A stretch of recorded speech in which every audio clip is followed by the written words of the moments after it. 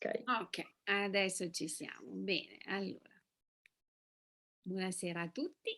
Io vi do il benvenuto a questa prima puntata di webinar. Sono molto, molto contenta di, di avere l'opportunità per parlare di un argomento che non sempre viene, al quale non sempre viene attribuito la giusta importanza, perché quando si parla di appunto di comunicare online si va subito sull'algoritmo e si parla immediatamente su come facciamo perdonatemi, fregare l'algoritmo, come facciamo a essere più bravi dell'algoritmo, come facciamo ad avere tanti like, come facciamo. Viene un po' e spessissimo trascurato, questo l'argomento del, come faccio a comunicare online, giustamente il titolo che mi è stato sottoposto qui, ehm, per evitare che appunto la comunicazione diventi un boomerang e torni indietro come una cosa molto, ehm, pericolosa anche per me e per tutti gli altri e le altre persone che stanno nella mia community o che stanno sul mio profilo. Quindi è molto, molto importante essere consapevoli di cosa succede quando noi parliamo, siamo in rete, quando noi parliamo in rete, quando noi interagiamo con le nostre parole in rete. Allora, io condivido la presentazione, vi chiedo un cenno se la vedete. Perfetto. Okay, andata. Bene, allora noi, ci siamo già appunto con alcuni di voi già visti, per un webinar precedente. Io sono Elisabeth Rainer, ho un'agenzia di comunicazione, online e offline. Ci occupiamo di, progetti di comunicazione integrali, quindi vuol dire che noi, andiamo a coprire, tutti i settori della comunicazione e soprattutto, noi iniziamo dal brand.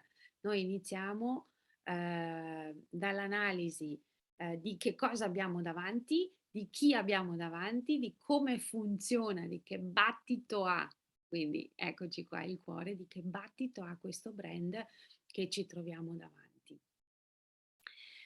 Partiamo dal brand per un semplice fatto che, se noi abbiamo ben presente chi siamo, cosa facciamo, come lo facciamo e per chi lo facciamo, ma anche questo è valido anche per il personal brand, non solo per le aziende, allora saremo in grado di essere coerenti nella nostra comunicazione, coerenti perché abbiamo dei valori ben chiari e ben precisi da comunicare e da là non ci spostiamo, è una questione di traiettoria quando comunichiamo, ok? Quindi noi lavoriamo con la nostra agenzia per soprattutto nel settore del turismo, per grandi catene alberghiere, ma anche per delle piccole micro realtà che magari si trovano in montagna, dei bed and breakfast dove devo dire ci divertiamo anche tantissimo. Un altro settore di cui ci occupiamo è il settore del design. Ehm, io andrei avanti, non mi tedio di più. Andiamo un attimo a vedere qual è questa cosa, l'entità e la galassia nella quale ci troviamo e dove comunichiamo. Allora, i social, questa è Hootsuite We Are Social, ogni anno lanciano dei sondaggi per capire cosa succede nel mondo appunto digitale. Questo è il Digital 2021 Italy e ovviamente i dati che sono usciti sono quelli di gennaio 2021, adesso bisogna capire che cosa succede, è passato un anno e ovviamente i dati sono diversi, però stiamo aspettando appunto i nuovi dati. Questi sono appunto tanto per avere un'idea di cosa succede, di quante persone tocca toccano queste piattaforme dove avviene la comunicazione. Sono 4,20 miliardi gli utenti delle piattaforme social, è tanto, un incremento del 13% o di 490 milioni di persone. La penetrazione delle piattaforme social, questo è il 27 gennaio 2021, si attesta quindi al 53% della popolazione mondiale. Quindi il 53% della popolazione interagisce, comunica, mette like, commenta, condivide sulle piattaforme social. Okay? Se andiamo a vedere cosa succede in Italia, è oltre 1 milione di persone che sono connesse ad internet per la prima volta nel corso del 2020, un incremento del 2,2% che ci fa superare la soglia dei 50 milioni. Ok? Quindi se pensiamo che comunichiamo, che siamo in 50 milioni, che ci incontriamo, che ci possiamo sfiorare su queste piattaforme, allora capiamo bene che cioè, è vasto, è vasto. Ancora più importante è l'aumento sul fronte piattaforma sociale, oltre 2 milioni di nuovi utenti, un incremento di quasi 6% che fa raggiungere quota 41 milioni.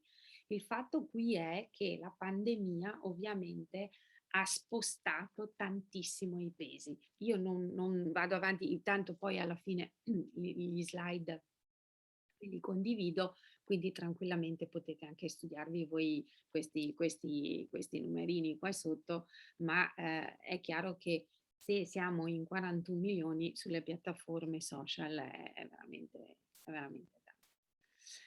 Gli smartphone, ovviamente noi comunichiamo tramite smartphone perché è questo, non sempre abbiamo a disposizione il computer, è nelle mani del 97% di noi. Invece 3 su 4 utilizzano il computer desktop o laptop. Okay. Quante ore al giorno comunichiamo e siamo lì connessi? 6 ore al giorno, quasi 2 ore sui social, il 98% di noi lo fa a dispositivi mobili.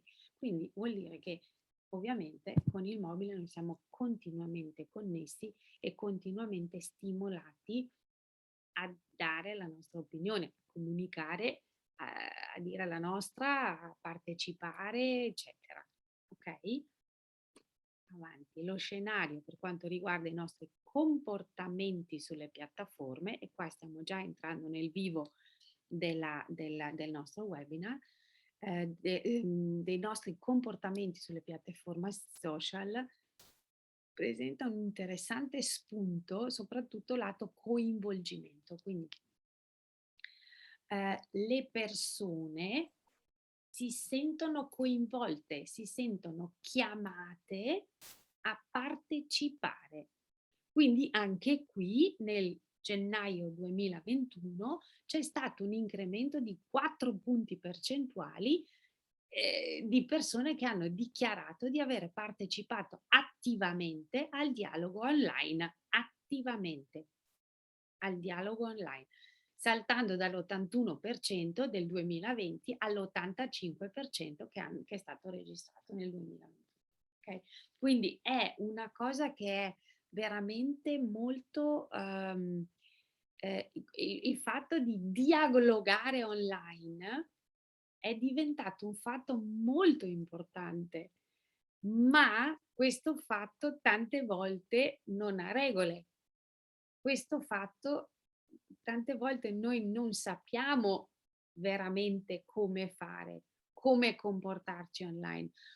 Noi magari sì, ma se ci succede un attacco di trolls, no? Che si scatenano sotto e iniziano a commentare in modo negativo le nostre cose, i nostri post, le nostre condivisioni, non sempre sappiamo come fare.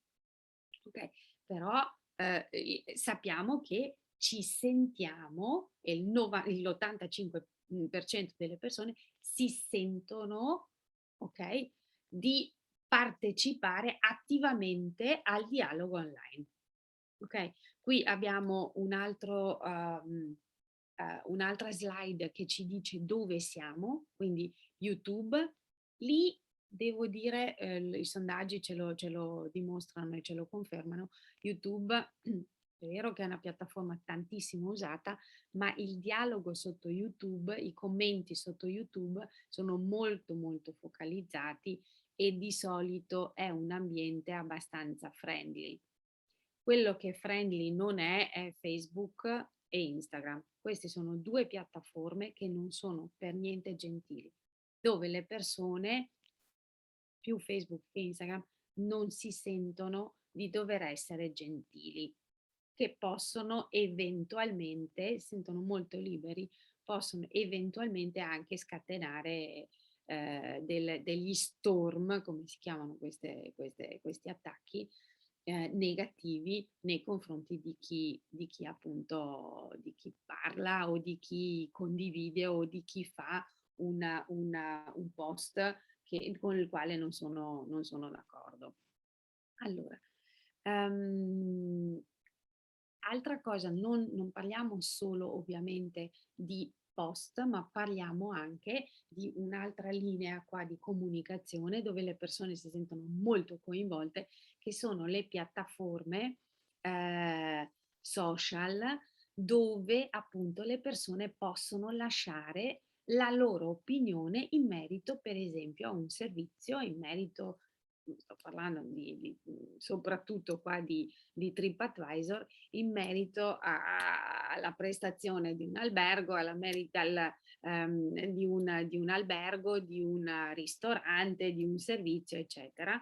E quindi anche qui le persone si sentono veramente chiamate in causa, perché se tu mi dai, piattaforma, la possibilità di comunicare una mia opinione, io te la comunico, ok? Io ti dico la mia sensazione. Delle volte sono veramente solo sensazioni o frustrazioni personali, che non hanno nulla, nulla, nulla a che vedere con il piatto che hanno consumato nel ristorante o con la notte che hanno trascorso in albergo. Nulla. Però le persone, appunto, abbiamo visto quanto si sentono coinvolte dandogli la possibilità di comunicare e di dire la loro, lo fanno. E delle volte veramente anche per il business è veramente molto, molto negativo se non viene veramente colto il commento, se non si costruiscono degli argini intorno per poter appunto poi ehm, inglobare questa negatività e comunque trasformarla anche in un qualcosa di costruttivo, di positivo, perché alla fin fine vedremo poi, questo è un po' il nostro compito, no? Allora, vediamo un attimo.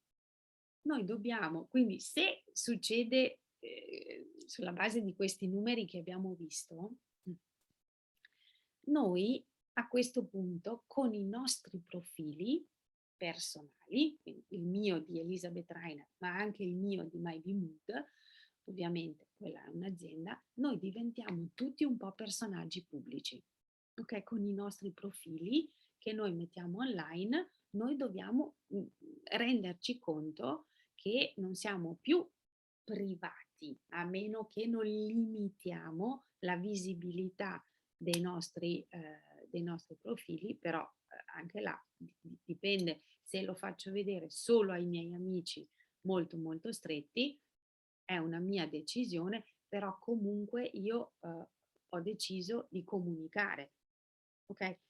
Partendo da questo fatto che diventiamo tutti e tutte un po' personaggi pubblici e che abbiamo dei vanity metrics da controllare, quindi cosa sono i vanity metrics?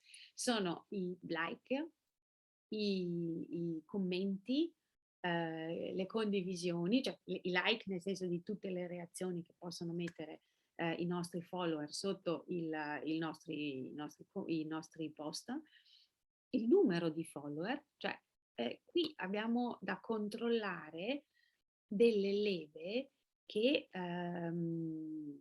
non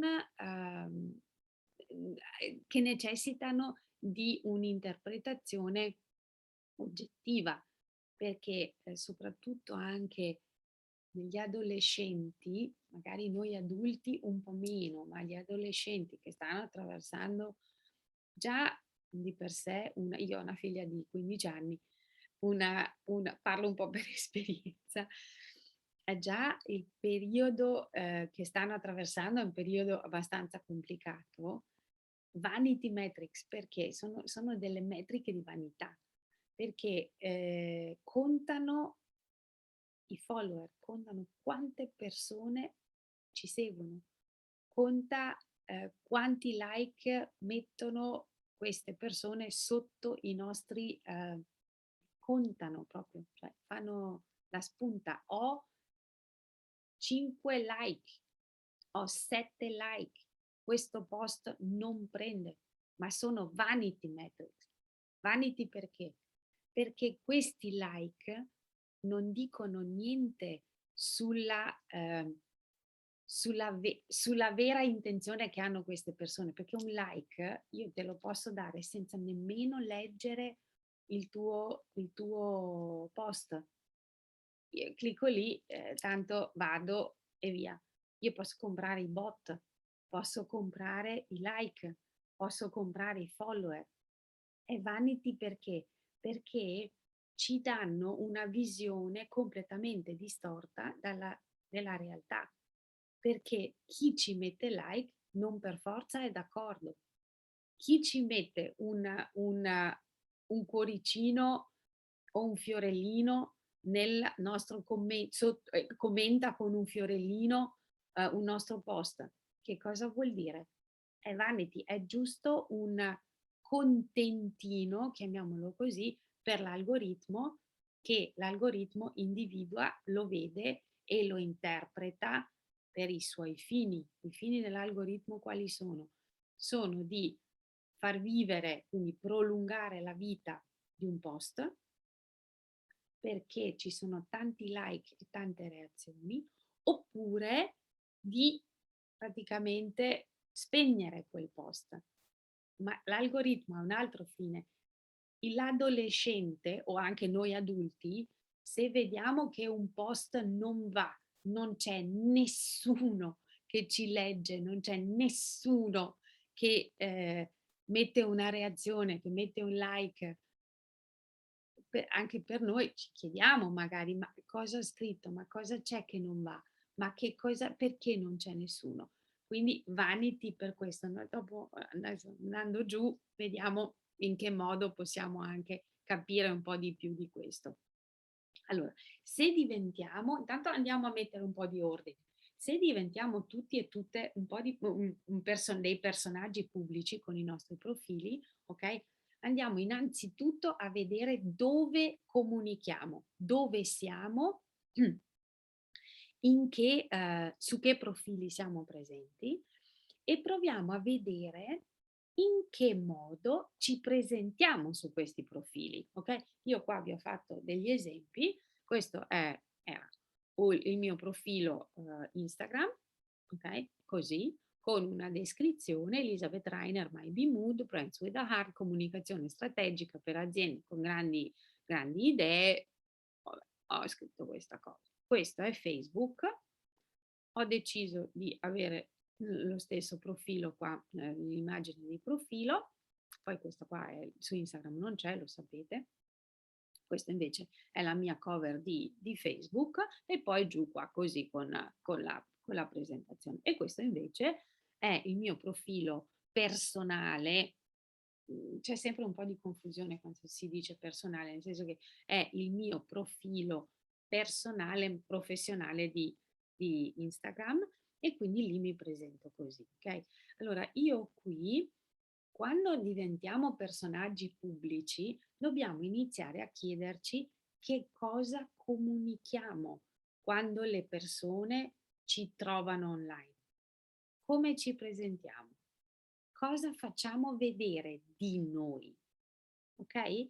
Quindi io adesso, Valeriano magari anche no, si sta ancora guidando, ma se hanno voglia Alessandra e Cristina di vedere un attimo, di fare questo esercizio velocemente, o anche chi poi appunto avrà la registrazione della lezione, del webinar, provate a crearvi una pagina così, cioè proprio una pagina bianca, dove fate lo screenshot dei vostri profili in alto, praticamente quello che si vede in alto dei vostri profili, e andate a vedere, a metterli insieme, così come ho fatto qua io sulla mia pagina, su questa slide, a metterli insieme e a vedere com'è che usciamo, cos'è che facciamo vedere di noi.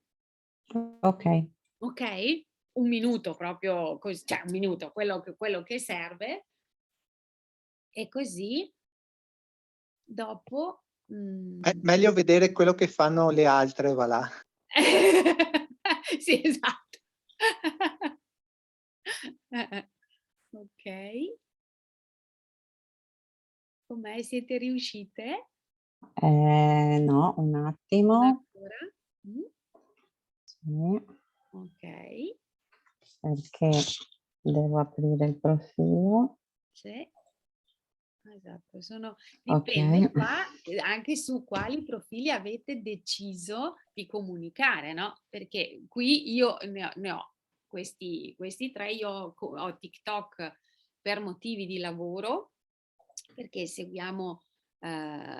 abbiamo un cliente che appunto ci aveva dato questa challenge di TikTok, e poi ne abbiamo un altro che comunica fortissimamente su Pinterest, ma sono due canali che io non uso per la comunicazione, quindi non li ho messi qua, cioè proprio sono praticamente lì, non uso, proprio non posto mai. Quindi è da qua, da un'indicazione del genere, da un esercizio del genere, si capisce subito qual è il messaggio e il segnale che noi mandiamo fuori a chi appunto ci cerca online e a chi poi dovrebbe comunicare con noi. Ok? Allora, Facebook l'ho fatto. Benissimo. Adesso Ok, mettiamo anche... bene.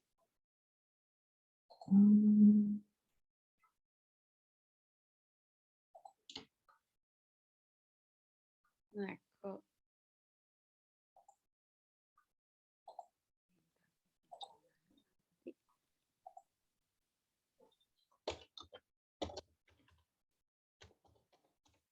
Cristina riesce?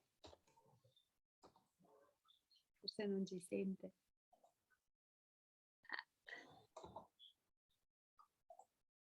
Dopo andiamo avanti spediti, ma questa era una cosa che appunto era...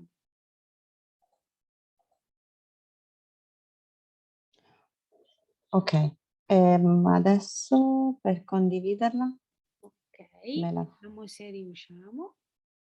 O forse Caterina dovrebbe... No? Sì, adesso abilito Alessandra Ok, alla benissimo. condivisione. Io interrompo, che così... Abbiamo anche Carlo e Susi poi, che nel Benissimo, frattempo si sono ottimo, aggiunti. ottimo. Siete ovviamente tutti invitati a fare questo esercizio che adesso Alessandra ci fa vedere com'è andata. Ok, ma è solo io quindi? Beh, intanto se ha Ok. piacere, sì. Sì, sì, non c'è Bene, dai. problema. Grazie. Un attimo solo che sto abilitando Alessandra.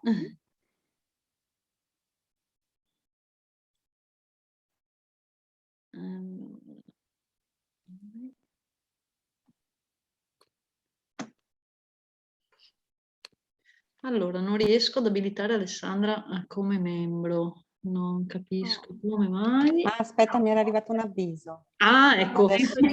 Adesso è sparito. Riprova. Eccolo qua, vediamo. Sì, ok. Perfetto, accetta questo avviso così... perfetto, adesso rientri come Ok, esperto, ottimo. E adesso posso condividere. Ok, vediamo. vediamo. Non mi ricordo più, è passato un po' di tempo. Come faccio a condividere? Sotto sotto c'è la barra degli strumenti. Se lei va sopra lo schermo un attimo, in fondo, allo schermo, lo schermo è nero, no? Dove ci siamo tutti noi attorno, giusto? Sotto Sì, sotto. aspetta Ok. che abilitiamo anche la fotocamera. Oh là. Oh, bene. C'è un Allora. unico tasto verde in cui c'è scritto condividi schermo. Sì, che scema, sì, l'ho Eccolo visto là, adesso. nessun Esatto, problema. Scusa, eccolo qua. non avevo Mi visto. serviva il video. Ok, questo. Ecco qua. Ok. Bene. Sì, più di così non viene. Quindi che cosa abbiamo? Abbiamo Facebook, abbiamo Sì, Instagram, giusto? sì, Ok. gli altri non li ho fatti ancora. Ok, ok. Che sensazione dà vederli tutti insieme, Alessandra? Adesso mettiamo anche perché lei ha presente, no, gli altri quali sono. Sì, Che, a me che sensazione dà? di coerenza, Ma io li cambio continuamente perché sia per Benissimo, lavoro che e quindi sì, certo, li guardo spesso, quindi non certo, certo. trovo niente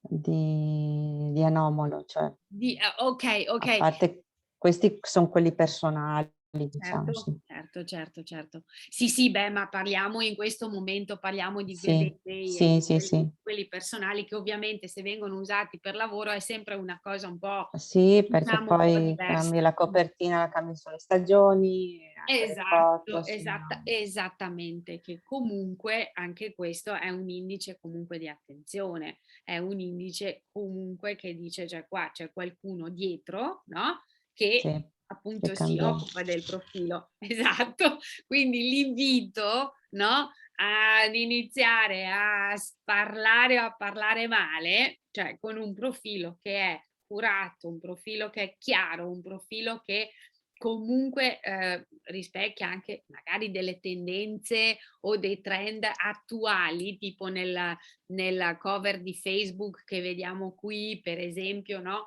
Stagioni oppure trend attuali, non lo so, Harry Styles lancia gli smalti, magari uno ha piacere di farlo vedere perché li segue, così, cioè, voglio dire, adesso citando una cosa a caso, però lì un segnale molto chiaro è qui dietro c'è una persona, qui dietro, e comincia già da qua, comincia già da qua.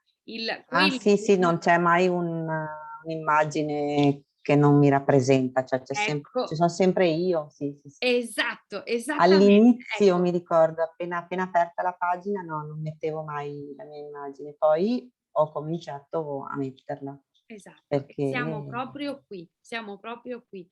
Se sì, qui sì, non trovo un'immagine, se al posto del bollino che c'è qua, dove c'è scritto sì. Alessandra Fedda, ecco esatto, non c'è un'immagine, ma No, se non banalmente c'è un fiore sì, o sì, c'è no, anche un gatto, no? sì.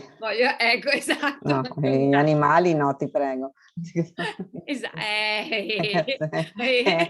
Vanno esatto, per la maggiore adesso, vero? Sì. qualunque cosa, Sì. O esattamente, vanno fiori o animali, no, no, non li ho mai messi, sì, credi? sì, No, no, è una no. cosa che No. appunto, Mh.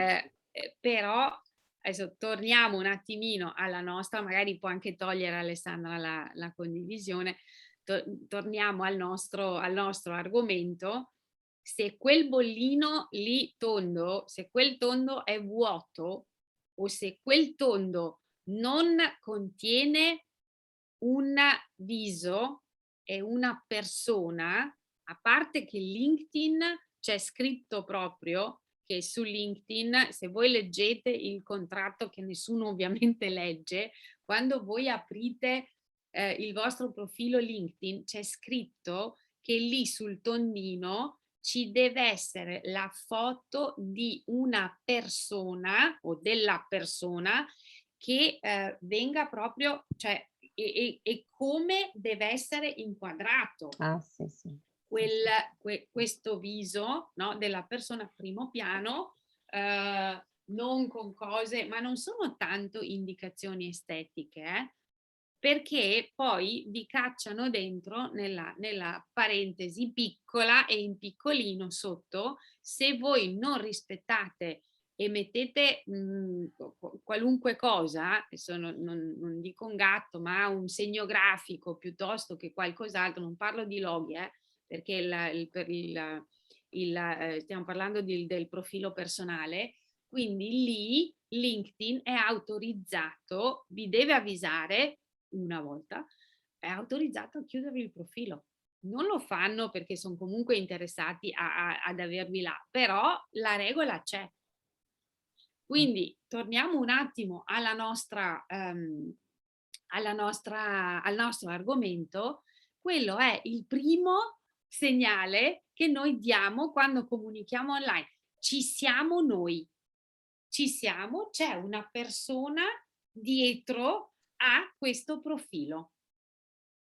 Ok? E questo è molto importante. Primo segnale che dobbiamo assolutamente lanciare. Tu, follower, ok? Grazie tante per il tuo like, per il tuo follow, ma stai parlando con una persona, ok? Che sono io dietro. E mi faccio vedere. Questa è una delle cose che spesso e volentieri viene anche trascurata. Peccato, perché potremmo evitare un po' di problemini fin dall'inizio. Ecco. Sì, no, Eh, posso dire solo sì, una cosa, non tanto nei social, ok?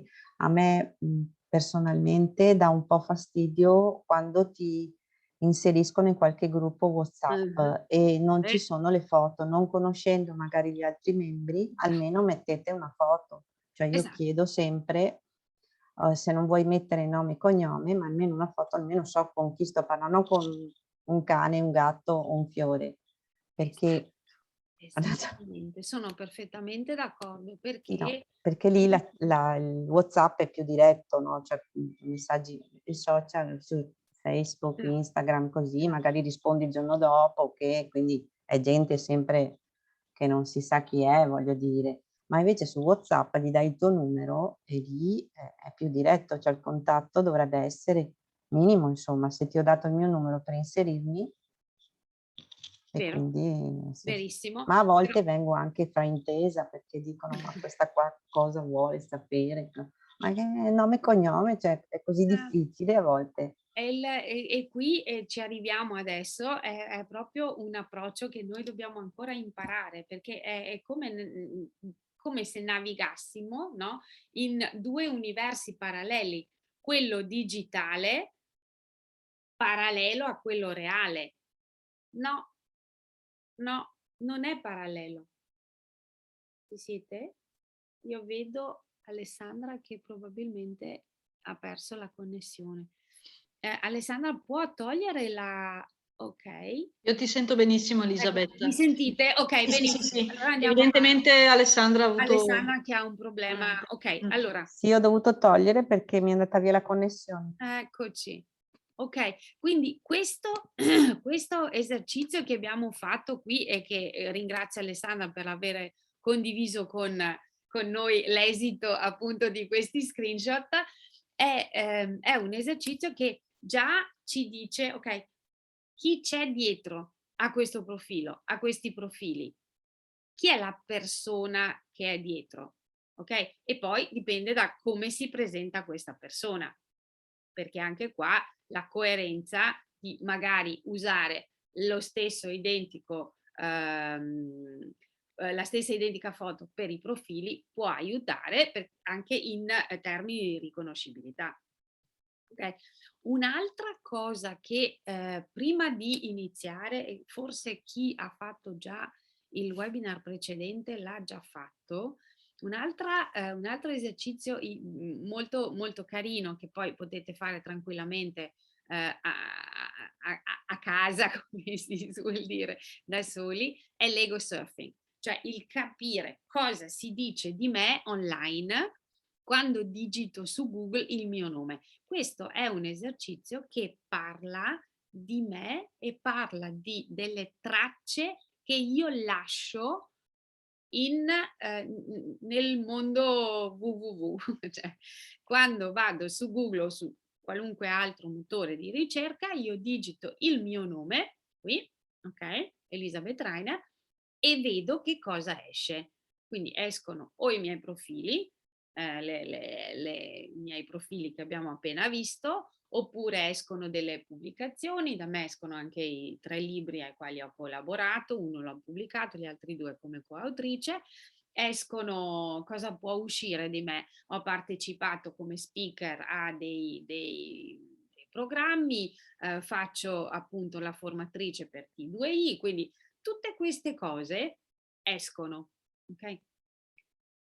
Tutte queste cose, e fate, ve lo consiglio, e qua c'è un piccolo hint anche il perché dovremmo essere così bravi a mettere a posto tutti i nostri profili, e soprattutto quello LinkedIn ultimamente, perché ha un punteggio, quello di LinkedIn, di rilevanza molto molto alta per la SEO. Quindi i motori di ricerca, quando voi digitate qui, vanno direttamente a pescare da LinkedIn, ok? Fanno tutto il settaggio di quello che c'è in giro e prendono sicuramente in considerazione il vostro profilo di LinkedIn. Quindi quello che dite lì e quello che scrivete lì è veramente molto molto importante. Quindi io ve l'ho messo qua come ideuzza da prendere in considerazione, però ve lo consiglio, vi consiglio questo esercizio dell'ego surfing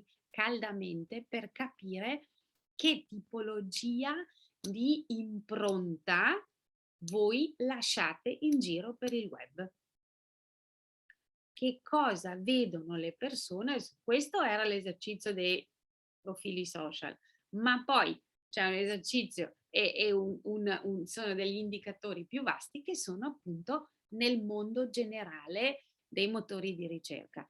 Fatelo, provate a capire e vedete che cosa si comunica di voi. Perché poi sono per la maggiore contenuti che avete piazzato voi lì, ok? Se vengono pescati dai social. Poi se ci sono terzi che scrivono di voi, fanno delle valutazioni, c'è qualcuno che dice che siete molto bravi perché vi lasciano delle recensioni da qualche parte, insomma, anche questo contribuisce, però capiamo che è molto molto importante e che l'impronta su Google e sui motori di ricerca noi la lasciamo. Ok? È importantissima questa cosa. Allora, sempre parlando di LinkedIn e sempre parlando di come che cosa lasciamo noi in giro in termini di proprio di informazioni, il nome, il cognome, la foto profilo, qua in LinkedIn la headline, il titolo professionale, la posizione attuale dove lavoriamo, tutta la formazione, il riepilogo, quanti collegamenti abbiamo. Se io cliccassi qui su collegamenti della mia collega, 366 collegamenti, clicco e vedo chi sono i collegamenti, o posso intravedere chi sono i collegamenti suoi, ok? Quindi c'è tutto, l'informazione di contatto, la visualizzazione dei servizi offerti, cioè là c'è veramente di tutto. Cos'altro facciamo lì noi? Noi scriviamo dei post, ok? Noi andiamo a capire qui che questi sono i post su LinkedIn, che sono quelli un po' più corti, ma LinkedIn con i pulse ci mette a disposizione, ok? Questa cosa che è un blog. Noi possiamo scrivere degli articoli veri e propri, per esempio su LinkedIn, senza avere un blog nostro. Possiamo scrivere dal nostro profilo personale dei nostri blog post più lunghi, più articolati, che vanno più in profondità, e capiamo bene che lì cosa stiamo facendo? Lì stiamo comunicando che cosa? Dei nostri valori. Lì stiamo comunicando ciò che pensiamo dovremmo. Con i nostri post noi stiamo accendendo un focus sui nostri valori. Non è solo uso delle parole per dire qualcosa, ma io di cosa parlo? Dei miei valori, di ciò che penso, di ciò che mi differenzia, della mia opinione. Ed è molto importante capire che quella mia opinione può andare in qualche modo a toccare qualcuno in modo positivo, perché poi sono tutti là che dicono sì, anch'io la penso così, e là la festa è bellissima, no? Lì siamo tutti là che diciamo eccoci, tutti la pensano come me, tutti mi applaudono, mi dicono che sono stata brava, che anche loro la... E se invece non è così? Se invece non fosse così? Se invece sotto sotto si sta scatenando una cosa che è negativa nei nostri confronti? Attenzione, cioè siamo sempre consapevoli che noi qui parliamo dei nostri valori e di conseguenza dobbiamo essere in grado di difenderli o al limite di modificarli se vediamo che quell'opinione magari effettivamente qualcuno, come nella vita vera, ci fa ragionare, ci fa cambiare punto di vista, ok? E noi possiamo anche eventualmente modificare questo punto di vista nostro che abbiamo, di cui abbiamo parlato nel nostro post o nel nostro blog qua di LinkedIn, ok? La cosa importante è che c'è un approccio che insomma viene chiamato con tantissimi termini. C'è un approccio dove dobbiamo iniziare a essere consapevoli che stiamo fondendo. Prima abbiamo detto non possiamo pensare che questi siano due binari che non si toccano, che c'è un binario digitale e un binario fisico, reale. No, queste due cose dovrebbero andare di pari passo. Noi non ci nascondiamo dietro a uno schermo e diventiamo altro. Noi siamo o dovremmo essere quello che noi facciamo vedere online. Perché dobbiamo avere dei profili fake? Cos'è che non possiamo far vedere di noi e perché non dovremmo far vedere le nostre cose? Decido di non pubblicare, decido di non far vedere certe cose perché non rispecchiano il mio mondo, perché io non condivido certe cose. Adesso io non voglio entrare nella discussione dei vaccini, ma succedono delle cose che sono veramente, al di là che sono tristi, perché vedi degli esseri umani che stanno facendo delle battaglie che non dovrebbero mai succedere. Però il mondo reale e il mondo digitale vanno insieme, vanno di pari passo. Quindi questo approccio, che tante volte è stato definito come fisico-digitale, ok? Sempre meno fisico, ma tanto digitale, hanno coniato delle parole che sono tipo digico, quindi digitale fisico, digico, fisitale, quindi mescolando insomma un po' di lettere, figicale, bruttissima, digitale, figitale, cioè mettendo insieme, cercando di fondere questi due mondi, ok? del fisico, quindi mondo reale e mondo digitale, sono state coniate queste parole. È un po' un divertissement, però la dice lunga su che cosa succede appunto online e che cosa dovrebbe succedere online. Dovrebbe succedere questa fusione dei due mondi, perché se vogliamo comunicare in modo efficace i nostri valori, noi dobbiamo mettere il fisico, noi dobbiamo mettere la nostra faccia, noi ci dobbiamo essere quando comunichiamo, ma anche a voce alta e in piedi.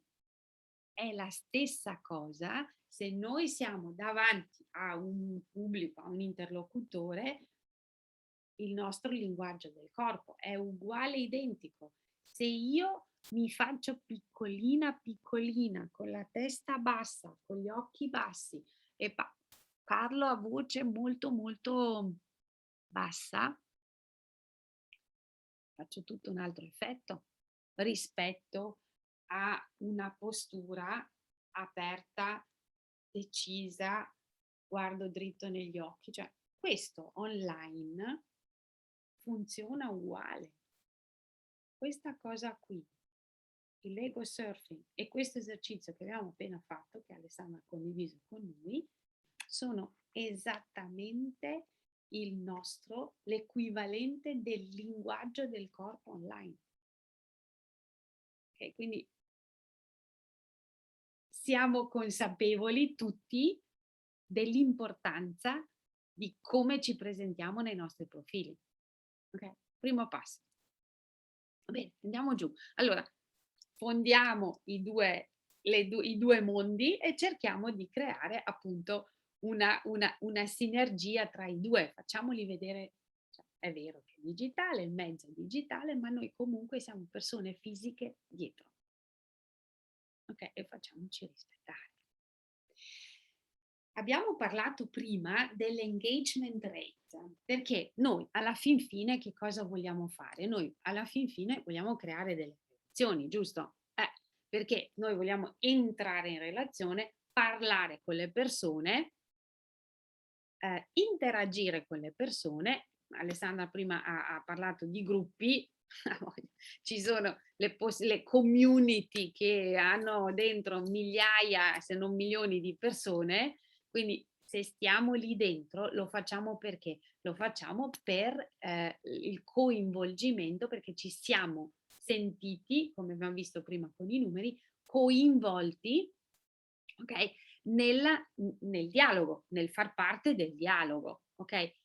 L'engagement rate è quell'indicatore che ci dice se le persone che ci seguono, ok? O se vediamo dei profili tipo gli influencer con milioni di follower, se quelli sono veramente dei follower che sono engaged, si chiama, che quindi interagiscono e parlano e commentano e condividono con quel profilo, o se sono solo cioè appunto dei fake oppure persone non interessate. E anche questa è una delle basi per costruire una buona comunicazione. Qui c'è una formulina che appunto vi dice come calcolarla manualmente. L'engagement rate è uguale a i like più i commenti diviso i follower che avete per 100. Ok? Allora, a me la matematica non è mai piaciuta, sono andata a vedere se non c'era una cosa interessante, e sicuramente c'era una cosa interessante che calcolava automaticamente il mio engagement rate per Instagram, per esempio. Ok, sono andata a vedere e ho trovato Flanks.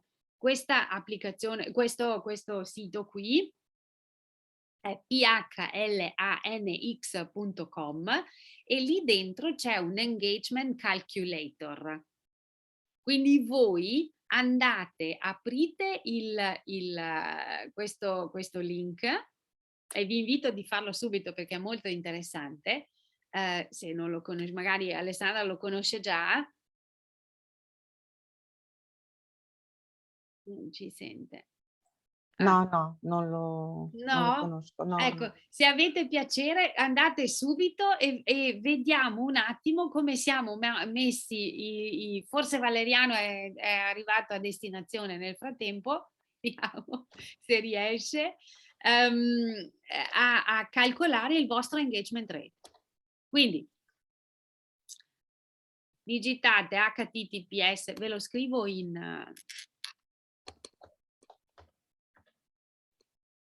ve lo scrivo nella chat, torno indietro un attimo, così potete cliccare. Ecco qua. E provate a vedere sulla slide, per chi poi riceve le slide, c'è il link. Vediamo se funziona il calcolatore qua e che cosa viene fuori.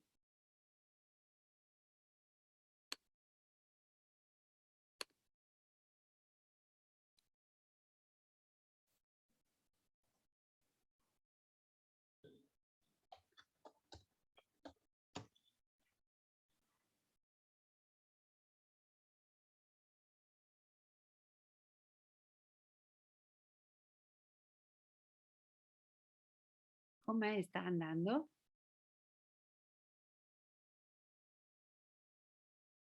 Io devo cambiare browser perché Sì. con Non quello che ho, accetta? sì, sono con Brave, non l'accetta, devo mettere con Chrome. Non vuole? Sì. Ok. Certi browser non vogliono. Sì, non lo accettano. Ok.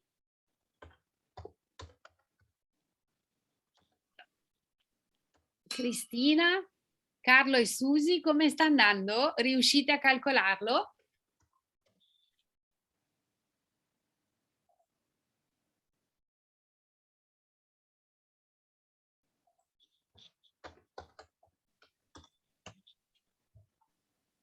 Vediamo se...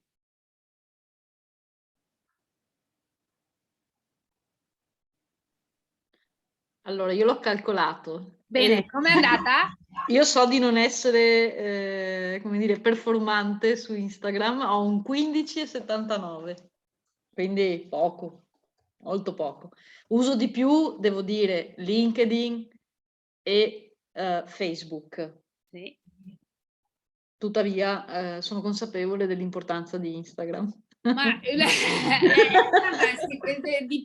dipende da qual è il tuo focus, no? Anche qua dipende da dove ci sentiamo più a casa, qual è la piattaforma, il social, dove riusciamo a essere più a casa noi e a essere più coinvolgenti noi. Magari per te LinkedIn effettivamente è il canale più giusto perché hai quel tipo di comunicazione. Ok? Quindi dipende anche molto, e qua torniamo di nuovo su da che tipo di valori abbiamo, da che tipo di obiettivo abbiamo, da che cosa vogliamo noi da quella piattaforma, da che tipologia di engagement stiamo cercando noi. Ok, è molto importante con chi vogliamo interagire. A noi vanno bene i cuoricini e i fiorellini di Instagram, certo per l'algoritmo va benissimo e lui è felice, ma se invece, come nel caso di Caterina, potrebbe voler invece il confronto con i professionisti, altri professionisti o altri profili che parlano del suo stesso argomento professionale, cioè, cambia completamente la musica ed è ovvio che va lì. Ok? Quindi obiettivi, siamo lì, valori e obiettivi nella comunicazione, perché noi alla fine vediamo giù qual è la challenge, andando avanti, magari oggi no, ma la prossima volta sicuramente. Ok? L'importante è capire, no, che ci sono questi indicatori. che noi stiamo sotto a questi indicatori. Vanity metrics, perché? Perché uno dice, sono molto... Caterina l'ha proprio usata questa parola, sono molto poco performante, un altro potrebbe dire sono molto performante, ok? Vediamo, perché anche questo è un indicatore di come stiamo noi e come stiamo reagendo o agendo verso chi poi ci segue nei nostri profili, ok? Allora, torniamo un attimino sulla nostra pagina, quindi scusate, sulla nostra keyword. Quindi quello che sta succedendo qui, scusate la condivisione che non è andata, condividi, quindi noi a tutti gli effetti diventiamo i personaggi pubblici del caso con i nostri profili e i vanity metrics. Se siamo dei personaggi pubblici, benissimo, adesso lo sappiamo. Noi dobbiamo in qualche modo, per essere più forti e tutelarci, sapere un po' di cose del mondo aziendale e del mondo dei brand. Se andiamo dopo capiremo perché. Se andiamo a definire i brand hanno due funzioni. Una identificativa, quindi dove tu riconosci, da dove tu riconosci un brand, il nome, un segno, un simbolo, un disegno, una combinazione, ok? Che qui abbiamo proprio, ho riportato la definizione dell'American Marketing Association, quindi è un nome, un termine, un segno, un simbolo, un disegno o una combinazione di questi che mira a identificare i beni o i servizi di un venditore, a differenziarli da quelli dei concorrenti. Questo è sacrosanto, ok? Per i brand è così.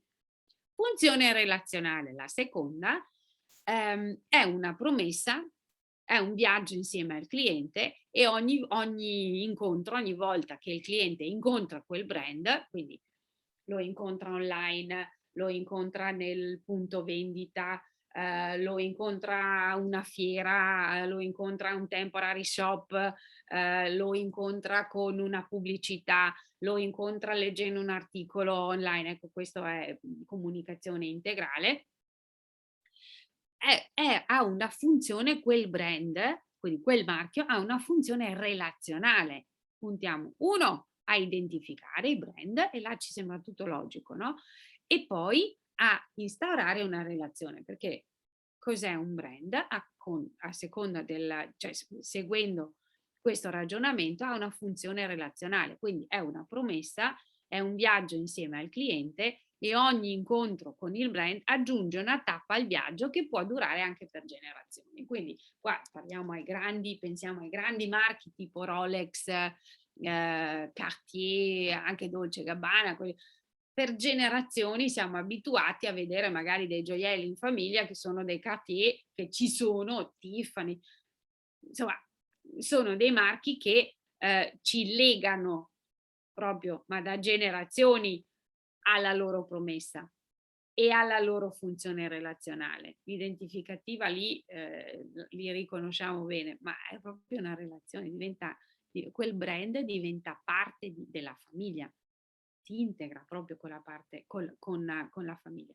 Quindi se noi facciamo questa tipologia di ragionamento, ok, che il brand ha una funzione, funzione identificativa e una funzione relazionale, allora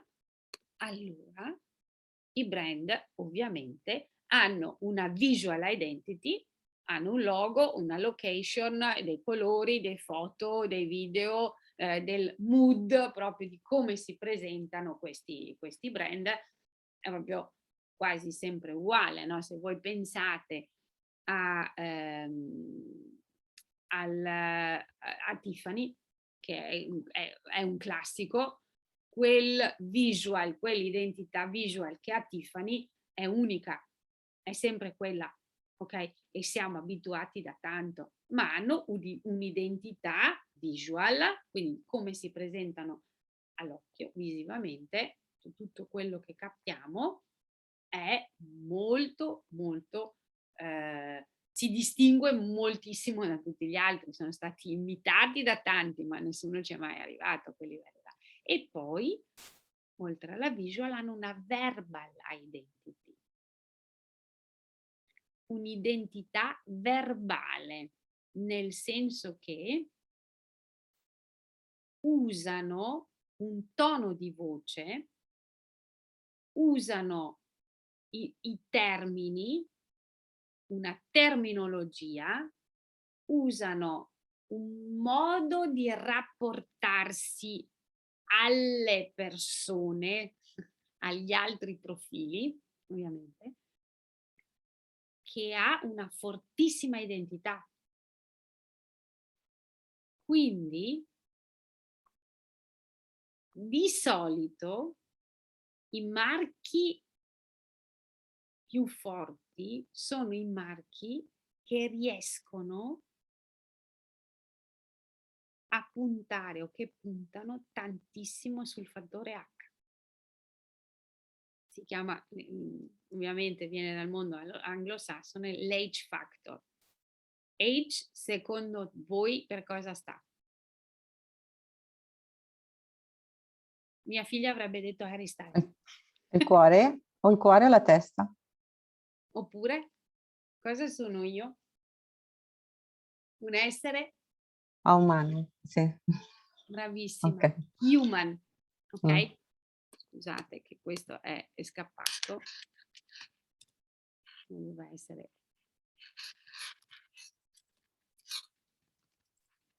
Ok? Questo è. Il fattore H è il fattore human, il fattore umano. Ok? Siamo di nuovo, ricordiamoci per un secondo questi due mondi che si fondono, no? Il physical, digital, digital e tutte queste cose, queste figure un po' strane, ok? Ma qui i brand che comunicano bene e in modo efficace sono quelli che accendono il riflettore, hanno un'identità molto molto forte, visual, verbal, e puntano quando raccontano e parlano sul fattore umano, coinvolgono, parlano a te, tu, usano il tu, non usano il voi, vi portano proprio dentro nel loro universo di brand. Ok? Allora, se questo funziona per il mondo del business, sono queste due slide, ma abbiamo sicuramente molto molto semplificato, allora noi che cosa dobbiamo fare?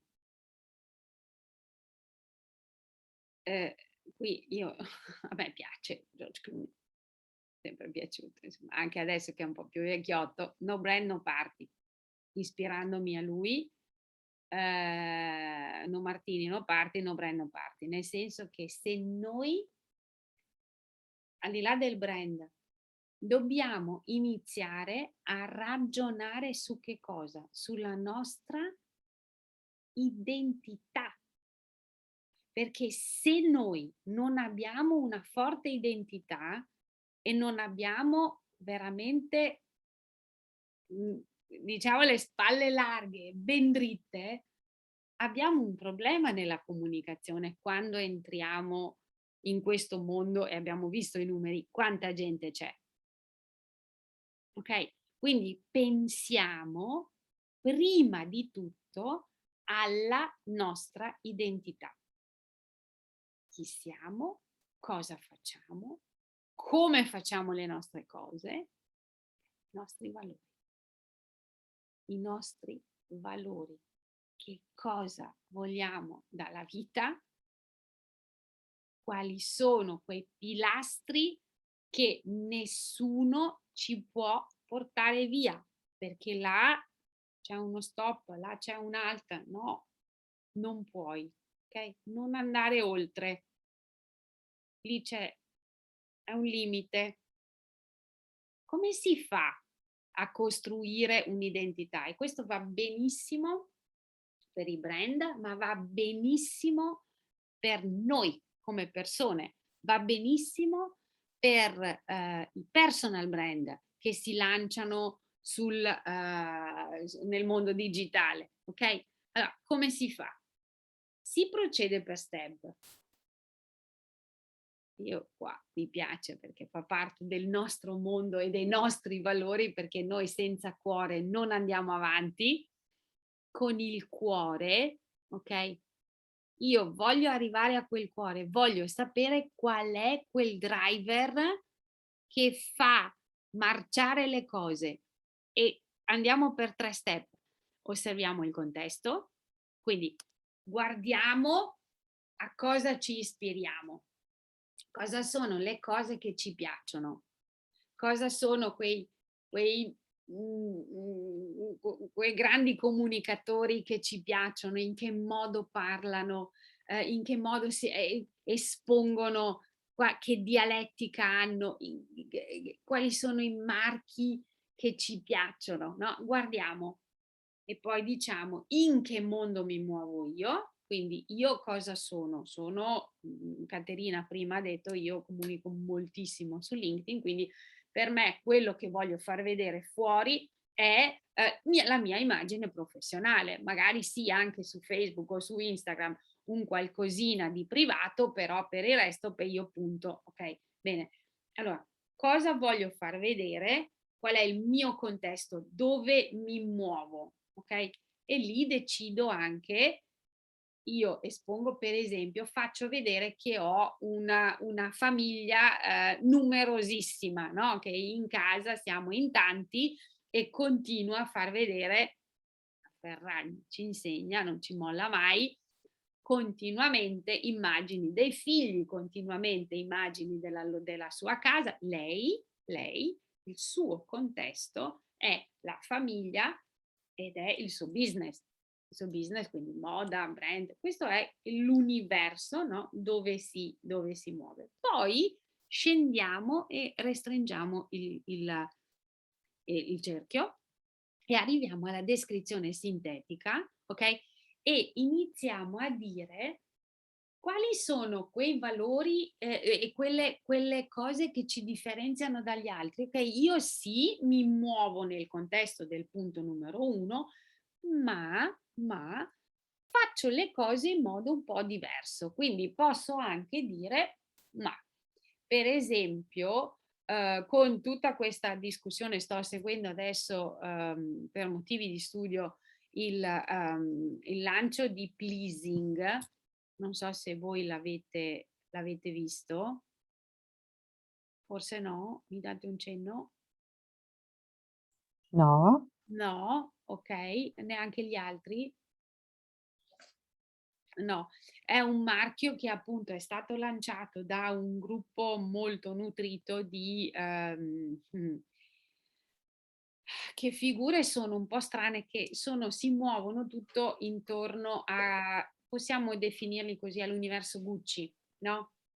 A questo universo di creature molto gender fluid, che sono un po' cioè fuori dagli schemi ma non troppo, sono dentro nella fashion industry, eccetera. Ci sono proprio 2 mondi, c'è chi dice io questa cosa non esiste, invece dall'altra parte c'è chi dice ma assolutamente è un trend, va benissimo, è la novità, magari anche no perché è sempre esistito, però questa fluidity, no, come la chiamano loro, va benissimo.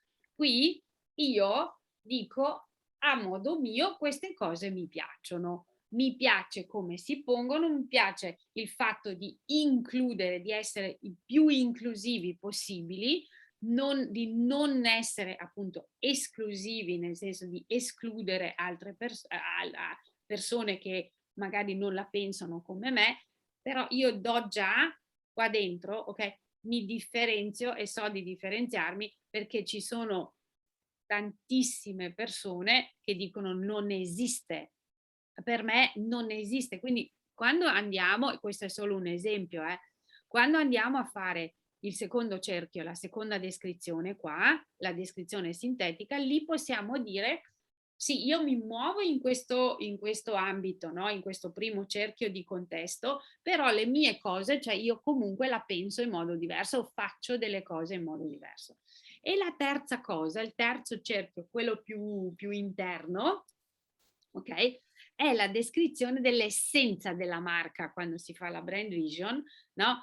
Dell'essenza di quel driver, quel singolo pensiero, quel nucleo che ci fa marciare. Io sono Elisabeth, io sono Caterina, io sono Alessandra, quindi qua io sono Valeriano, io sono Cristina, cioè qui ci sono, e poi abbiamo qui sotto chi è che avevamo? Carlo e Susi, io sono Carlo e Susi, quindi beh, questo è già un brand, capito? Cioè, qual è quel distillato? Qual è quell'energia che ho io, ok? Che dove confluiscono la verbal e la visual identity, cioè tutto ciò che sono io che mi distingue da tutte le altre persone, ok? Allora, se lo guardiamo graficamente un attimo, la cosa succede, cioè la cosa si presenta così. Qui ho l'identità allargata, quindi dove mi muovo, con chi anche mi circondo, con chi sono a contatto, ma è lo scenario grande, ok? E qui possiamo iniziare, e vi invito a farlo quando appunto siete tranquilli, in che contesto mi muovo. Quali sono i contesti che vorrei comunicare, nei quali comunico, quali sono gli argomenti che io comunico. Caterina prima ha detto, ma a me tutto sommato Instagram anche no, però mi va bene LinkedIn, ok? Contesto, quindi lei lì ha detto contesto professionale. Quale? Ok, professionale come, ma quale contesto professionale? E lì probabilmente Caterina, adesso non so, non vorrei dire una stupidaggine, ma magari si trova con tutti quelli che si occupano di formazione, con tutti quelli che si occupano di potenziamento, di empowerment, di non lo so, Caterina. Sono una bella quota, in effetti. Eccoci, eccoci. Bene. Non sono gli unici, ma sono una bella quota. Immagino, ecco. E qui, benissimo, non sono gli unici. Qua Caterina si fa tutta una lista di cose, no? Ok, benissimo. Questo è l'ambito, il contesto grande nel quale io mi trovo, ok? Poi va sotto e fa il cerchio più quello rosa, che è l'identità centrale, che è quella differenziazione che poi dice, no? Ma sì, io certo, così mi muovo in questo contesto, però, alcune cose ho visto, basandomi sulla mia esperienza, per esempio, no? Le faccio così. Ho sperimentato che e funzionano molto bene, ok? Ho visto che, fatto una statistica, su 10 volte che ho applicato questo modello ha funzionato bene, ha funzionato così, ok? Quindi lei qui mette già una cifra qua dentro nel rosa e scrive le cose che lei le fa o potrebbe fare in modo diverso rispetto a sto grande contesto, no, che si muove attorno. E poi dentro c'è l'essenza, c'è il nucleo. Noi qui in questa slide l'abbiamo definito come distillato, il cuore che batte e alimenta l'energia del brand. Ok, del brand. Quindi andiamo a vedere un attimo con chi è qua il brand, nel nostro caso è Caterina. Ok, qual è l'essenza? Adesso qua Caterina non lo so, io provo perché non mi piace comunicare col sorriso, mi piacciono le cose positive, io ho bisogno di sole e di aria fresca, cioè questi sono quei driver, no? Che ci fanno marciare, che ci fanno andare avanti. Io ho bisogno di muovere il mondo, io ho bisogno di dare forza alle persone. A me piace quando le persone sorridono. Oppure io piuttosto sono una che assolutamente no, voglio la totale distanza dalle persone, non mi piace quando si avvicinano, quindi ok. Allora, questo esercizio qui io ve lo consiglio appunto di scrivere qua nei cerchi, proprio di riempire questi cerchi. Questo approccio,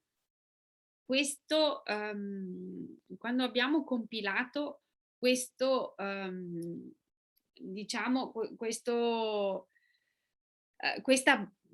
visione di noi, ci dice tantissimo su che tipo di relazione andiamo a costruire con la nostra community. Su che tipo di relazione la nostra community, e ribaltiamo un attimo, si può aspettare da noi. Su che tipo di approccio comunicativo avrò io con chi mi segue. Ok? E così cresciamo tutti insieme, così facendo sistema andiamo avanti tutti insieme. Basiamo la nostra comunicazione su un confronto. C'è qualcosa in chat? Ah, ok. Ah, vanno via. Ok, va bene. Buonasera.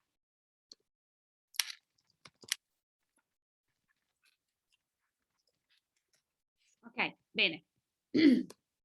Ok, quindi siamo qui che abbiamo messo giù le basi per la costruzione di una comunicazione molto molto trasparente, perché innanzitutto i primi siamo noi a capire come funziona a casa nostra, come funziona nei nostri profili,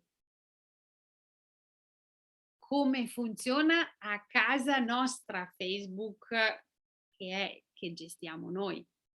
I contenuti li decidiamo noi, il come li presentiamo lo decidiamo noi e il come li difendiamo lo decidiamo noi. Ok? Allora, l'obiettivo finale è sempre di creare relazioni di valore che portano a una crescita di tutti i partecipanti della nostra community. Se partiamo da questo, sapendo bene come funziona appunto la nostra identità e la nostra visione, allora ci siamo. Però, siamo dei neopatentati alla guida di una Ferrari, dice Vera Gheno di Parole Ostili. Chi di voi conosce Parole Ostili? No? No. Cristina, Valeriano, no? Mai sentito? Ok, allora a me sì, sono anche felice per questa cosa. Cioè, Nemmeno io l'ho sentito. qualcuno? No? Ah, c'è il questionario, ok. Sì, Ah, sì, no, quello no.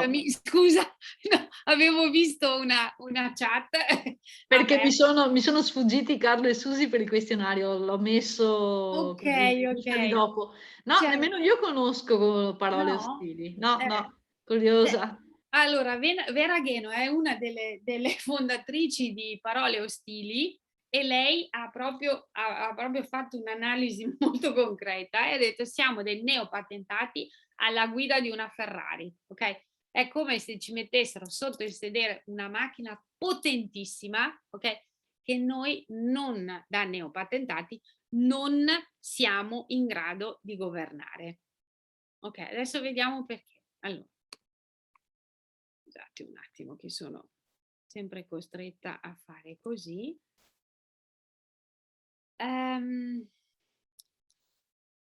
Innanzitutto, la scelta delle parole, lei parte dal fatto, anzi questo deriva da un altro studio, la lingua ci rende umani. Ecco, avete visto il fattore H su?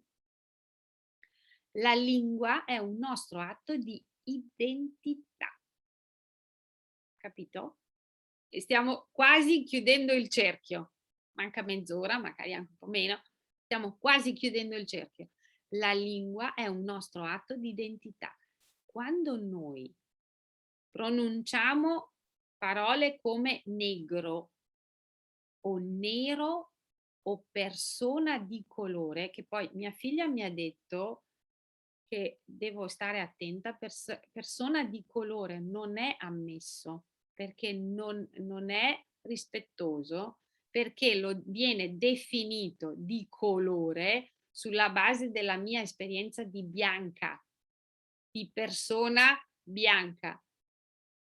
Quindi va molto meglio nero. Io sto facendo un'indagine su questa cosa perché non mi convince. Io sono bianca, giusto? E lui com'è? Nero. Quindi se noi ci incontrassimo su questo livello, allora va bene, ma sto ancora studiando. Questo è fresco fresco, è uscito. Non so se avete notizie in merito, magari datemi una mano nella ricerca, magari il 25 ci vediamo e vediamo che cosa è venuto fuori. Ancora più drastico, scusate le parole che usiamo qua, finocchio, che ce ne sono di peggio, cioè ancora più finocchio, gay, omosessuale. A seconda della parola, ok, che io scelgo di usare, quello è un atto di identità mio. Mi identifico in primis io. Ok? Io ogni volta che apro la bocca o scrivo, parlo di me e di chi voglio essere. Qui stiamo entrando veramente nel funzionamento più umano della lingua. La scelta, quindi, quando io dico, cioè uso costantemente delle parole che sono taglienti, delle parole che tagliano, che fanno male, che sono negative, io formo e modello la mia identità, perché in primis parlo di me. Se voi siete davanti a una persona, che mi è successo ieri durante un evento, una persona veramente iper creativa, molto, molto creativo, continuava a usare delle parole, no, non posso pronunciare, continuava a intercalare con, scusate con cazzo. Cioè, questa parola usata di continuo, io la vedevo, questa persona non la conoscevo, me l'avevano presentata, io avevo costruito un universo identitario intorno, dicevo mamma mia, questa persona ipercreativa, fa delle cose così belle, crea, è sempre là sul pezzo. Sono stata a contatto con questa persona per una mezz'oretta e l'ho ascoltato. Io mi stava sbriciolando la mia l'identità che avevo e l'aspettativa che avevo costruito intorno a questa persona, perché questo continuo usare dei linguaggi così forti no, poi capire, cioè, la persona è fatta così, ma a me francamente non piace, posso decidere di fare anche un passo indietro. Non so se voglio veramente essere a contatto con questa persona. Ok, quindi ogni volta che apro bocca o scrivo parlo di me quando uso certe parole e di chi voglio essere. la scelta della parola, scusate, delle parole è e deve essere un atto consapevole. E lì sotto questo è stato coniato siamo quello che scegliamo di dire o di non dire. Siamo il linguaggio che noi usiamo. E lavorare su quella consapevolezza vuol dire lavorare su questo concetto qua. Il web è popolato da persone, ok? Che quindi, tornando su alla nostra fusione, ok? Io ho questi due mondi, ma il web ha dietro a questi schermi ci sono le persone. Adesso vediamo se ce la facciamo, se no io ve lo copio qua, andiamo a vedere, ve lo metto qua, forse qui anche la volta scorsa sei riuscita tu Caterina, sai, perché io provo a vedere se riesco a, Sì. se no ti chiederei un aiutino Dimmi, nella dimmi. condivisione di Allora, questo link, esatto, è si condivide, lo vediamo. Allora, aspetta. Forse sarebbe utile un po' ingrandire, adesso si vede bene, prima alcune parti del testo erano più piccole. Ok. Aspetta, perché sono fuori dal... Interrompo un attimo.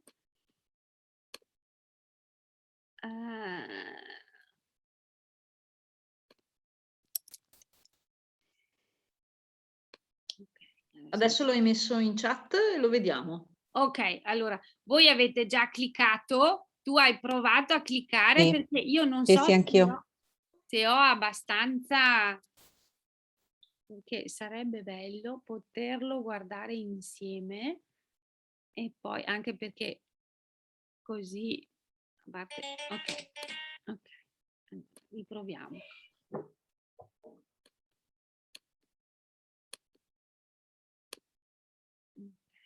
Eccolo qua. Condivido.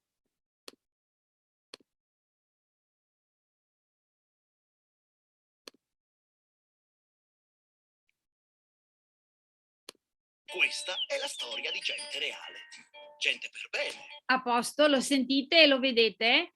Ok. Sì, sì, sì. Che studia o lavora oppure non fa niente, che si saluta, si cerca, si perde. C'è chi batte veloce su una tastiera. Fate schifo, vi odio, perché non morite tutti. Si sente al sicuro dietro lo schermo, perché per lui il virtuale non è vita vera. Ma non vuole rendersi conto, o forse non crede, che spesso il reale si sovrappone alla rete.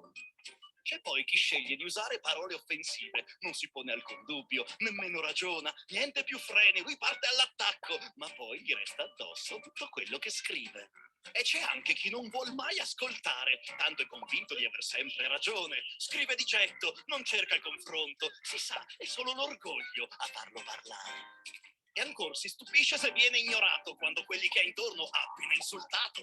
E che dire di chi incita e scatena violenza senza sentirsi mai responsabile? Credo non abbia del tutto compreso che quel che comunichiamo è la nostra vera essenza. E c'è chi condivide a destra e a manca senza mai fare un po' di ricerca. Non importa se è vero, non importa se è falso. Adesso mi indigno e poi me ne vanto. C'è anche chi si infuoca con chi ha una diversa opinione. Con lui non c'è discussione, ma solo aggressione. E poi c'è qualcuno che sceglie di essere brutale. Se è a favore di ciò che pensa, per lui ogni insulto vale. Non sa che a volte è meglio restare in silenzio e preferisce diventare un mostro ancor più violento. Perché in fondo basterebbe fermarsi a pensare alle parole che utilizziamo, parole ostili, indifferenti o gentili. Fanno la differenza nella fine che facciamo.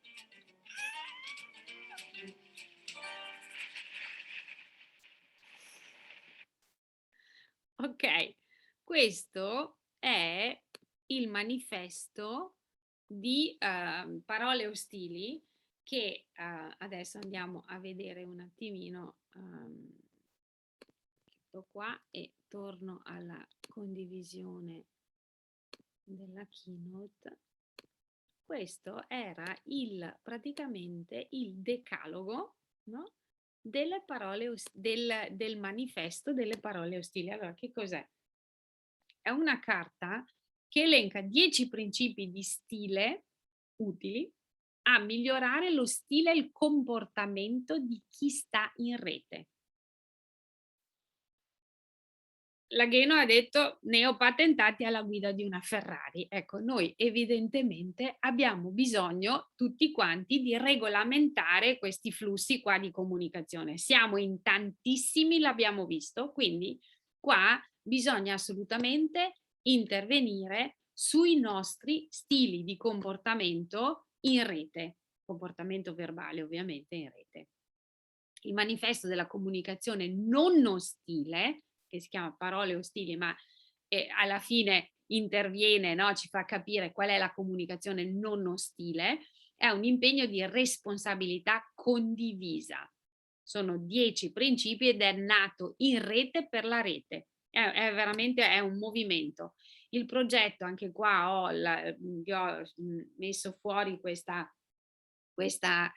obiettivo delle parole ostili, ha l'ambizione di ridefinire lo stile con cui le persone stanno in rete.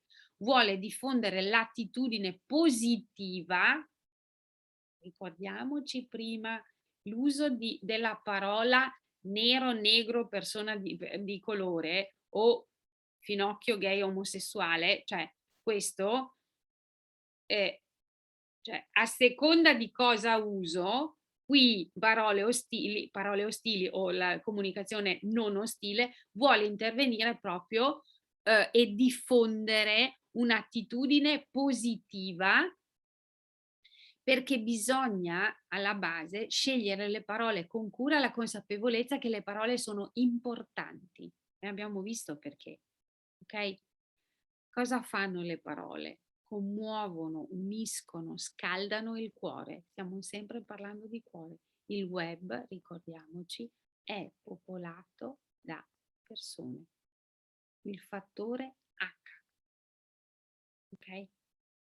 È vero che i luoghi, come qua, i social media lo dice qua, sono luoghi virtuali, ma è vero che le persone che vi si incontrano sono reali.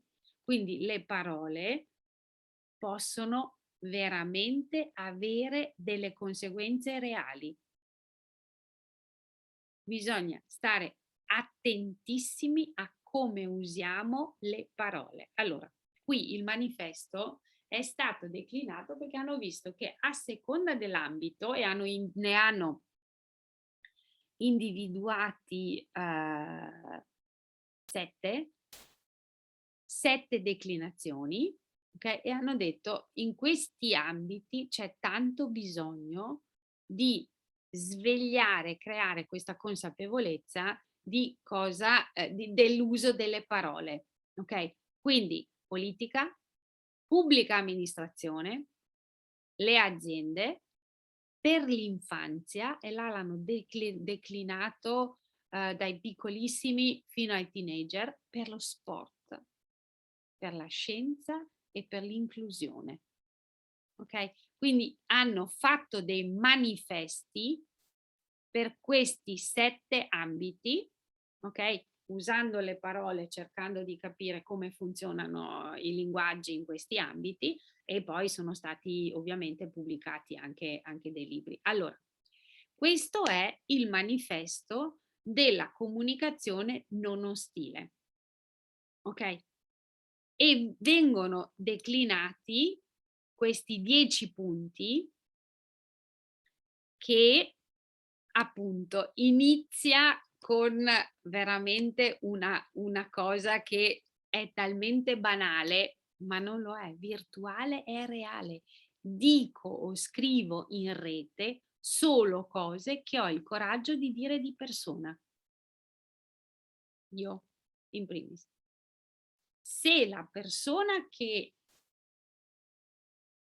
vedo dietro a quel profilo, e noi abbiamo visto adesso perché è così importante, no? Segnalare subito in quel tondino che noi siamo delle persone. Questo è anche fondamentale per i ragazzi quando si affacciano a questo mondo.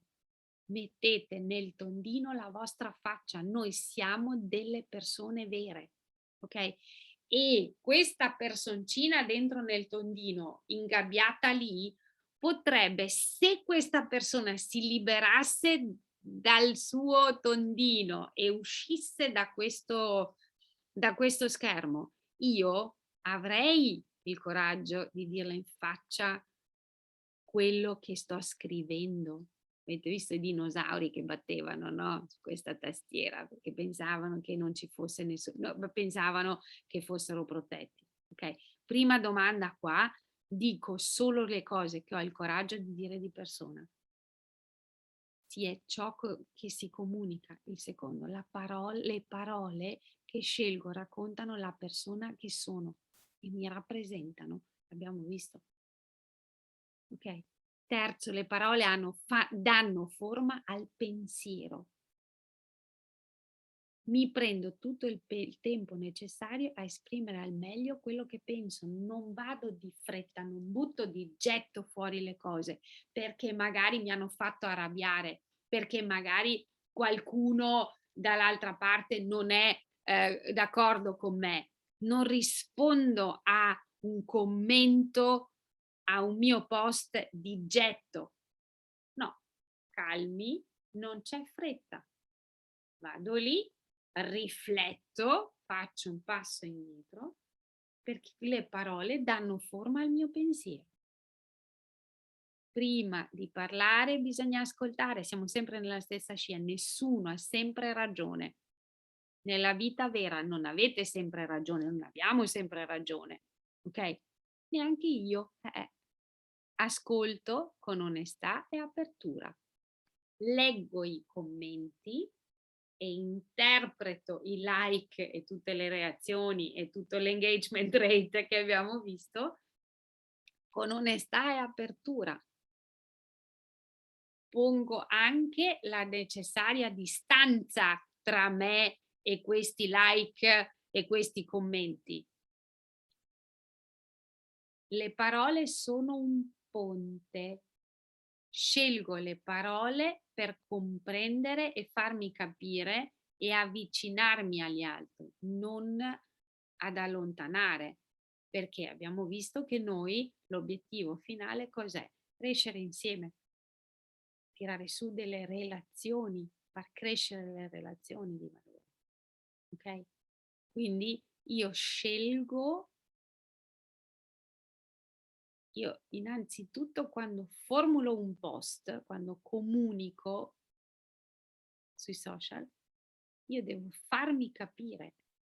Faccio continuamente la riflessione, ma se uno mi leggesse anche di fretta, e sappiamo che l'attenzione che abbiamo sul web è praticamente zero, l'abbiamo visto anche negli incontri che abbiamo fatto, negli altri 2 incontri, cioè noi non vogliamo leggere, non siamo nemmeno interessati a leggere. Quindi sapendo che il nostro cervello, la nostra mente non vuole leggere, non ha nessuna intenzione di approfondire, di andare in fondo a certi testi lunghi, nonostante questa cosa, io, ok, mi faccio capire, so che la mente non vuole leggere, allora io devo formulare le cose in modo chiaro, frasi brevi, perché abbiamo visto insomma l'architettura e tutto quanto, strutturare i testi, perché io devo costruire dei ponti. Il numero 6, so che ogni mia parola può avere delle conseguenze, piccole e grandi, quindi il web è popolato da persone, le conseguenze sono reali. Le condivisioni al punto 7 è una responsabilità, quindi quando io condivido delle fake news, cioè ho una responsabilità.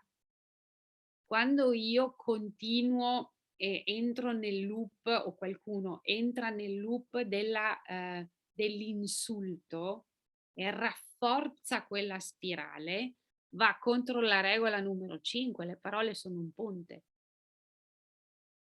Okay? Le condivisioni, se io condivido delle cose, è per quello che è così importante costruire la nostra identità, quali sono i nostri valori, iniziare a veramente comunicare i nostri valori, ok?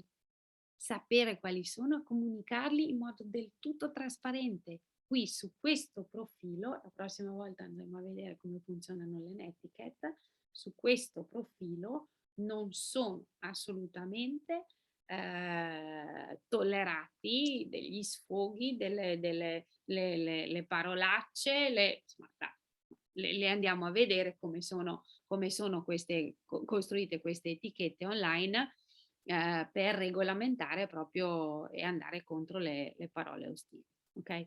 È una nostra responsabilità quando condividiamo o partecipiamo a certe pratiche. Le idee si possono discutere, ci mancherebbe anche altro, le persone si devono rispettare. Questo detto siamo in primis noi responsabili, perché siamo in primis noi che usiamo delle parole che rispettano questa cosa. Noi rispettiamo gli altri, parole rispettose che costruiscono ponti, che hanno l'obiettivo di ascoltare, l'obiettivo del confronto, non della condanna o del giudizio. Gli insulti non sono argomenti, quindi anche questo, gli insulti non sono assolutamente accettati. Non accetto insulti e aggressività, nemmeno a favore della mia tesi. Anche questo, ok? Perché quando siamo nel giusto, no? È facile. E qui l'ultimo, anche il silenzio comune, quando la scelta migliore è tacere, taccio. Ok? Questo è appunto il decalogo della comunicazione non ostile generale, e qui vi ho portato, come siamo messi come, ok, 49, ok, il manifesto della comunicazione non ostile anche per le aziende. Io ve lo lascio qui, è stato scritto partendo dal contributo di più di 20 grandi aziende sensibili a un tema oggi centrale nella vita e nel lavoro: l'uso di un linguaggio non ostile in rete nelle relazioni di tutti i giorni. Ok? Quindi questo è proprio fatto su misura per la realtà aziendale, e qui hanno fatto, e ve lo faccio vedere in modo proprio, l'hanno declinato virtuale e reale. Dico, scrivo, questo è il manifesto generale, in rete solo cose che ho il coraggio di dire di persona. Per le aziende suona così: so che ogni parola in rete ha conseguenze concrete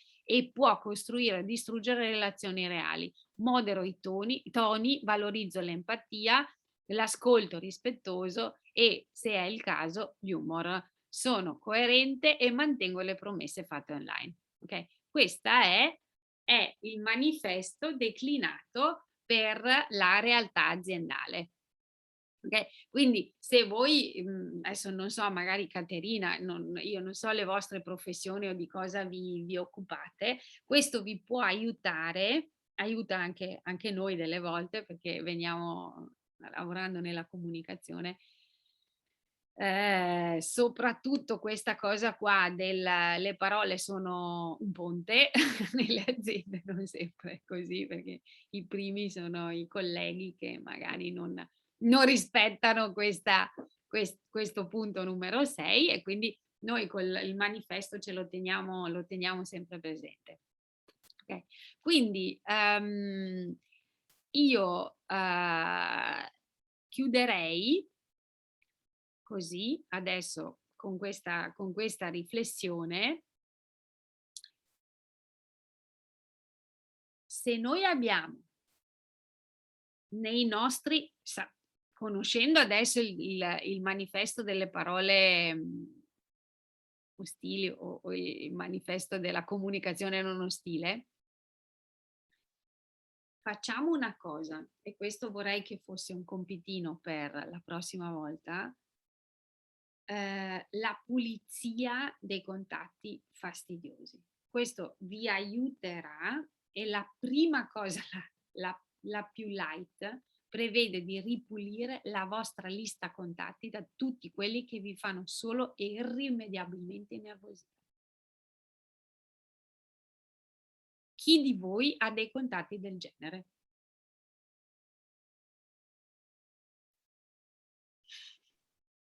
Allora parlo io non ne ho perché costantemente li rimuovo. Eccoli. La manutenzione è Bravissima. continua. Sì, elimina. Poi diciamo fortunatamente mi capita anche poco, ecco, perché Sì. cerco anche di stringere con selezione. Giustissimo, giustissimo.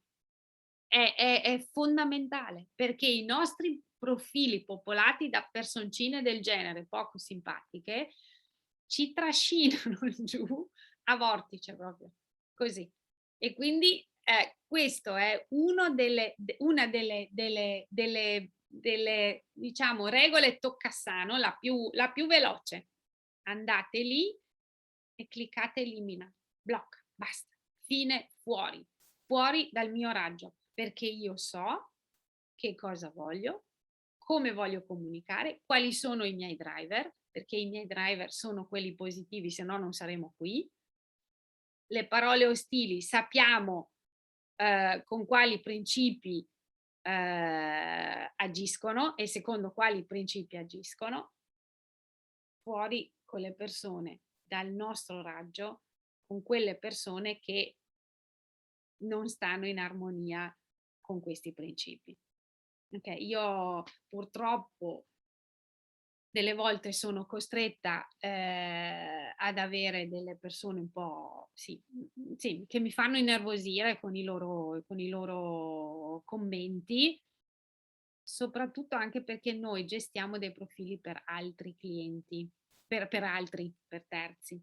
Quindi lì abbiamo un'altra sovrastruttura alla quale dobbiamo stare attenti, ma stiamo cercando veramente di applicare questo manifesto. Andate a vedere, ci sono tantissimi materiali didattici che mettono a disposizione appunto dal loro sito. Seguiteli, qua è paroleostili.it se vi interessano, Facebook, Twitter sono molto, molto attivi e Instagram. Quindi il manifesto della comunicazione non ostile è veramente uno dei pilastri per regolamentare e non sbagliare la comunicazione in rete, quella non ostile e quindi quella comunicazione che fa sì che non torni un boomerang che non riuscite poi alla fine a governare. Ecco, io avrei finito la mia esposizione qua, il mio intervento, cos'è? 19:55. In pieno e perfetto tempismo, direi. Grazie Elisabeth, dottoressa Elisabeth Rainer, che avremo il piacere di riascoltare ancora la prossima settimana, il 25, alla stessa ora. Sì, esatto. Ecco. Che là saremo un po' più, là andiamo proprio poi a vedere di concreto. Adesso questa è la base proprio abbiamo costruito le fondamenta, quindi adesso insomma la prossima volta andiamo a vedere proprio concretamente. Bene, ci vogliono assolutamente, no? Per avere una base solida su cui poi innestare ovviamente le personalizzazioni e i casi specifici, chiaramente. Ecco. Allora, non mi sembra che ci siano dei quesiti, chiaramente se avete piacere anche approfittate di questi ultimi minuti per lanciare uno spunto che magari poi continuiamo la prossima volta, potrebbe essere anche così, no? Assolutamente sì. Ecco, oppure se ci volete far pervenire nei prossimi giorni, anche questa è una bella mossa, no? Per eventualmente anticipare, Elisabeth, qualche altro punto di attenzione.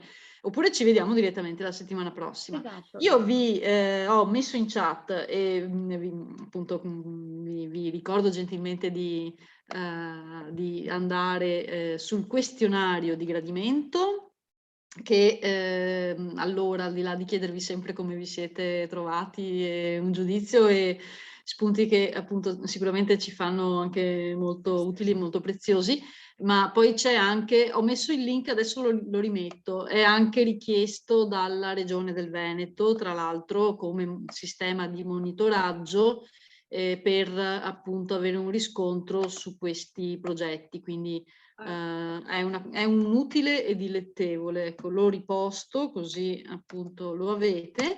E poi l'altro link che vi ho postato, quindi un attimo prima di questo, riguarda il concorso di idee, l'evento, l'hackathon, che ci sarà venerdì pomeriggio e sabato mattina della settimana prossima, quindi 26-27, a Gaiarine, dove, che a piacere davvero siete invitati, perché faremo un contest su lo sviluppo e l'abbozzo chiaramente di idee di innovazione sociale per migliorare la vivibilità del territorio con un forte driver sul digitale, sul coinvolgimento partecipativo della cittadinanza, delle aziende, degli enti appunto interessati. Quindi ci saranno delle testimonianze aziendali appunto che porteranno dei casi di studio su temi di innovazione che hanno un impatto appunto sull'innovazione sociale, come ad esempio la manifattura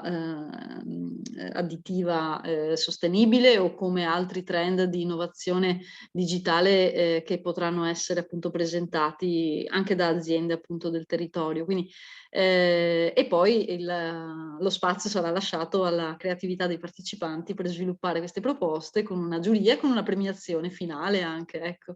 Quindi vi aspettiamo, fateci un pensiero e grazie anche se diffondete questa informazione. Io ringrazio molto i partecipanti che sono fedeli e rimasti anche fino al termine del webinar, ed Elisabeth naturalmente che ci ha appunto catturato con la sua presentazione sempre molto molto coinvolgente e interessante, quindi grazie ancora. Grazie. E se non ci sono altri input, vi auguriamo una bella serata. Esatto, anche da parte mia. E una buona cena anche. Beh, adesso sì. Vista l'ora. Meritatissima. Va bene. Grazie. Grazie. Grazie Ciao. a voi. Grazie. Ciao, ciao, ciao. Arrivederci. Grazie, arrivederci. Arrivederci, grazie. Grazie.